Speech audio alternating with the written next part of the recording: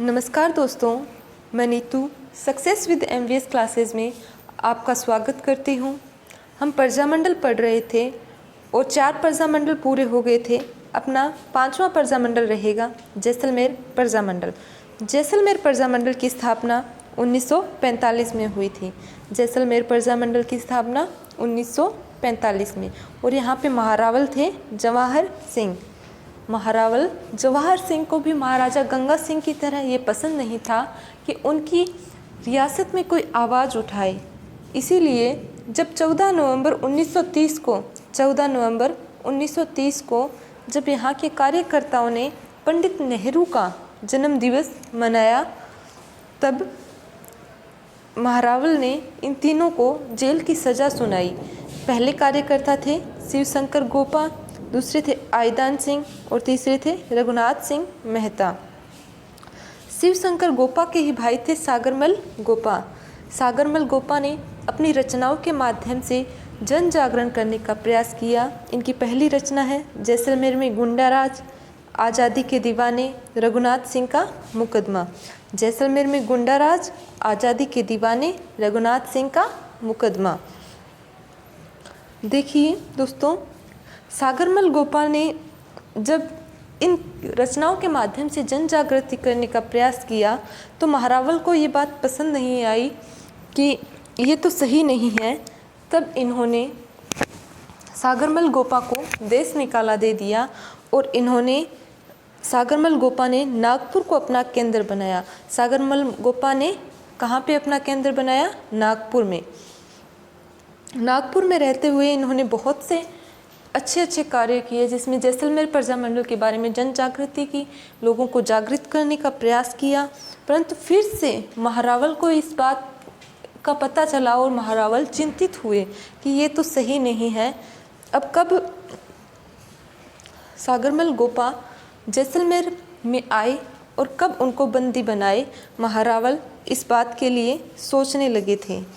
जब 1941 में सागरमल गोपा के पिता की मृत्यु हुई, तब ये जैसलमेर आए थे और इन्हें जैसलमेर से जाते वक्त 1941 में बंदी बना लिया गया और 1941 से 46 तक मृत्यु पर्यंत तक गोपा जी जेल में ही रहे। गोपा जी के जेल में प्रवास के दौरान ही 1945 में मिठालाल व्यास ने जैसलमेर प्रजामंडल की स्थापना जोधपुर में की। जैसलमेर प्रजामंडल की स्थापना कहाँ पे की? जोधपुर में की। इस प्रकार यह एकमात्र ऐसा प्रजामंडल था दोस्तों, जिसकी स्थापना अपनी रियासत के तो बाहर थी और राजपूताने के भीतर की गई।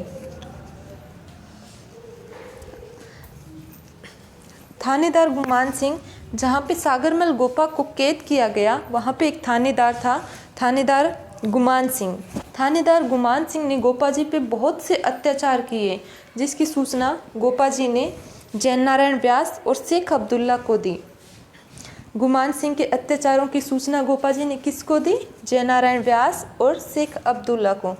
जैन नारायण व्यास ने गुमान सिंह के अत्याचारों की जांच हेतु जब एक पॉलिटिकल एजेंट को नियुक्त किया, तो वो पॉलिटिकल एजेंट 5 अप्रैल को वहाँ पर पहुँचा जांच हेतु, परंतु 4 अप्रैल 1946 को ही जेल में गोपा जी की मृत्यु हो गई गुमान सिंह के अत्याचारों से। किसके अत्याचारों से गोपा जी की मृत्यु हुई?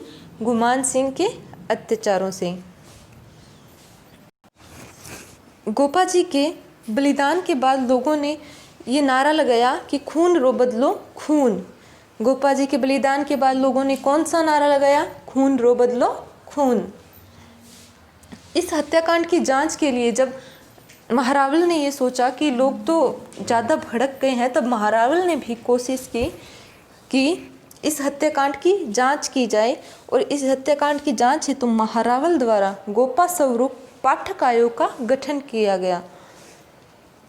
गोपाल स्वरूप पाठक आयोग का गठन किया गया।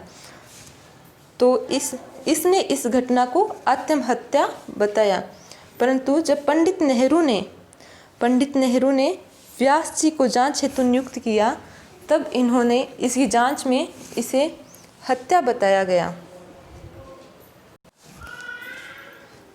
देखिए, पंडित नेहरू ने व्यास जी को जांच हेतु नियुक्त किया। पंडित नेहरू ने व्यास जी को नियुक्त किया और व्यास जी ने इसे हत्या बताया कि सागरमल गोपा जी की तो हत्या की गई है। और आज़ादी के बाद जब इंदिरा गांधी नहर की एक शाखा का नाम क्या रखा गया? सागरमल गोपा शाखा रखा गया। और 30 मार्च 1949 को रियासत का विलय किया गया।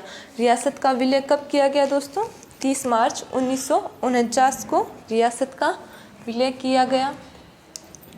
आज के लिए अपना जैसलमेर प्रजामंडल पूरा होता है दोस्तों। आगे अपने और प्रजामंडल पढ़ेंगे। हम आपको इस चैनल के माध्यम से राजस्थान जीके की बेहतरीन तैयारी करवाने का प्रयास करेंगे। तो दोस्तों देखते रहिए सक्सेस विद MBS क्लासेस। आशा है कि आपको ये वीडियो पसंद आएगी। Thank you.